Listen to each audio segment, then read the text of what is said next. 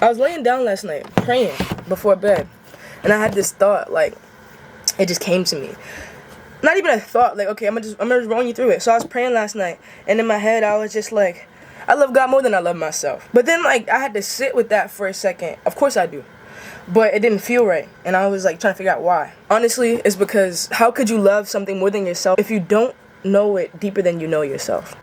I'm trying to grow closer in my faith and get closer to God, but I have to be honest with myself. Like I said before, I don't know God more than I know myself. I know myself more than I know God, and that's because I haven't taken direct steps to get closer to Him that I should be. Like, I'm not in my word as much as I should be, and that's honestly like, I pray every day, but I'm just not in the word. And I feel like if you want to get close to God, you should be in the word more. It's His word. So if you want to know God, you have to read the word. And because I don't read the word, I don't know God. And I don't know God as well as other people do. And it's not even to compare, but it's to put in perspective. Like, I don't know God that deeply. I know He exists, and I'm getting to know Him more as time goes on, of course. But I will never know God until I take those steps that I'm referring to. Looking deeper, studying the Bible, writing it down, taking notes. And it's like, if you can love something deeper than yourself without knowing it fully, that doesn't show that you truly love that thing. That just proves how quick you are to cling to something else that loves you more. And that has to do with the self-worth thing. It's like, you're so quick to say you love this thing more than yourself, but you don't even know what this thing is. And you don't know it deep enough to even accurately say that. I got called on my own BS because, honestly, the same thing happens with women. The people that I have, like, crushes on. Like, I like this person, but I will get wrapped up in that, and it will turn into infatuation because I now care for this thing so much when I don't even understand what it is. And it's like I'm giving my all to this thing without even understanding why or what it is. And that is infatuation, I believe, deep down. And it's like I'm trying to move away from stuff like that and move more towards a spirit of divine love and, like, healthy love. Like, that's how I brought it up to myself yesterday. I was like, something like that is not even healthy, and God wouldn't even want that for me. So it's like, I don't want that for myself. I don't want to love God because I should love God or it's the right thing to do. I want to love God just because I love God, solely off of my love for God. Not because of what He can do, but because of who He is, and because of how I understand that He works and everything in between. But it's like, that doesn't just come from saying it. Like, you have to know it, and by knowing it, you have to just, it's more than believing it. And I know God exists. I don't believe it anymore, because to believe something is genuinely to not know but still have faith that this thing exists. I believe in God, but I also know God exists based off of my experiences and the things that I've gone through. It's just so true. And His presence is just omnipresent. I'm just trying to understand that more and figure out how to carry my covenant. Alexa, define covenant. Alexa, define covenant. A covenant is a formal agreement between two or more parties, usually defined as a promise or set of promises between God and humanity in religious contexts. In theology, the word covenant can also refer to the bond or relationship established by such an agreement. I'm onto the right word, but I don't think that was the right word. But it was like, it wasn't off too bad, but I don't want to use it without 100% being sure that's what I mean. So, lead my people, lead His people. I'm going to figure out how to minister or serve God in a way that, what is it? I just read a passage about it. He gives us all a gift, whether it be prophecy or, hold on. Yeah, I could be given the gift of prophecy or ministering. That's what I was saying earlier.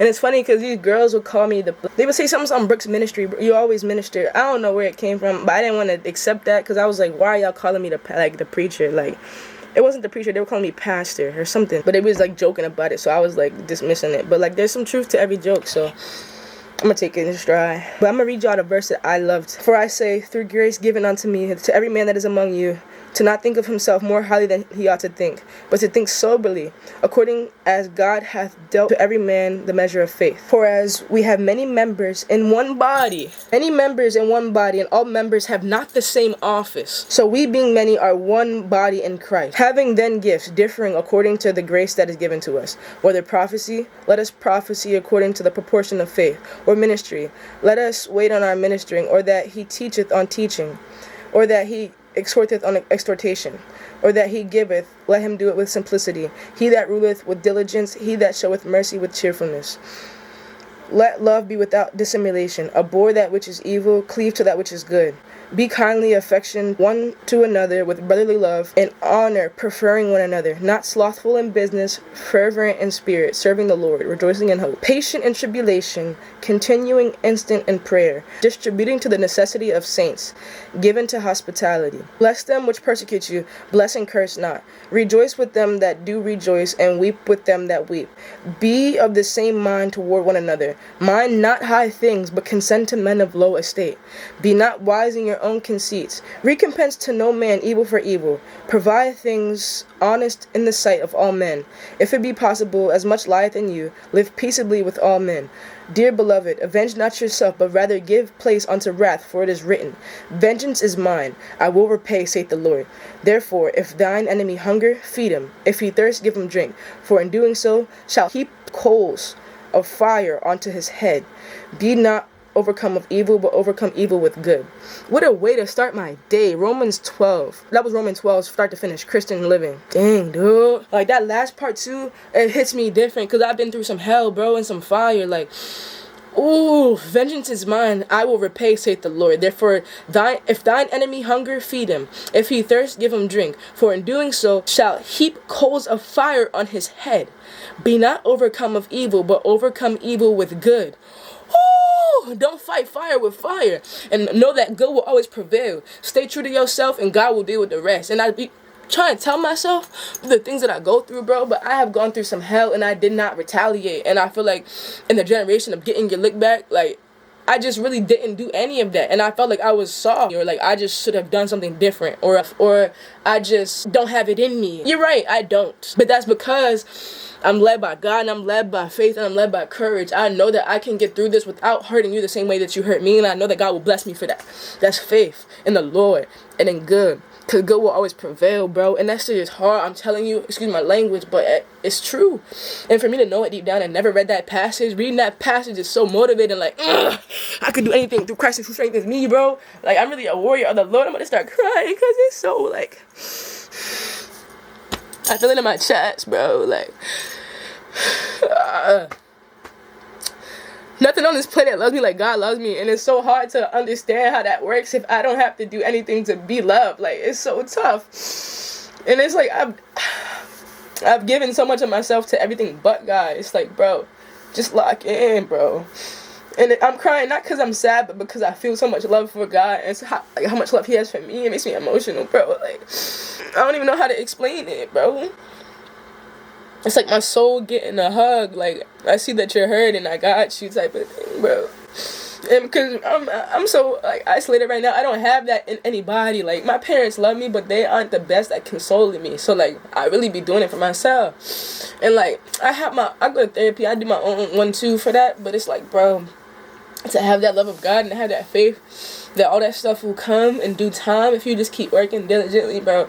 It's reviving, bro. Like, that stuff really be like, it's like you're dying in the game and your health is on 0, but if you get a stim, your robot friend comes and helps you, and he pretty much brings you back to life, and you can stay in the fight and even win the fight.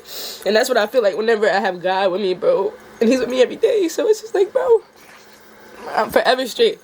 I can't even lie. Like, and that's why I be trying to lead with so much love and so much light, because, like, it's really not even me, bro. This is God. Like, I didn't even choose to be this way.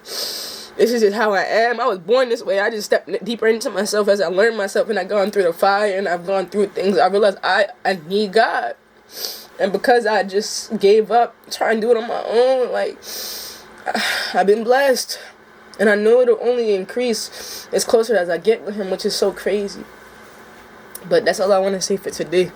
I love crying because it's also an expression that people run from, but try to, we're human one time. Feel that shit completely. The good and the bad and the ugly, bro. At the end of the day gonna end and another one gonna begin. In God we trust, bro. The darkest night will end and the sun will rise again. And in time this too shall pass. It'll all be all good, bro. It'll all be all good. Just keep your head up, keep your chin up, bro. Sunshine ahead, I promise.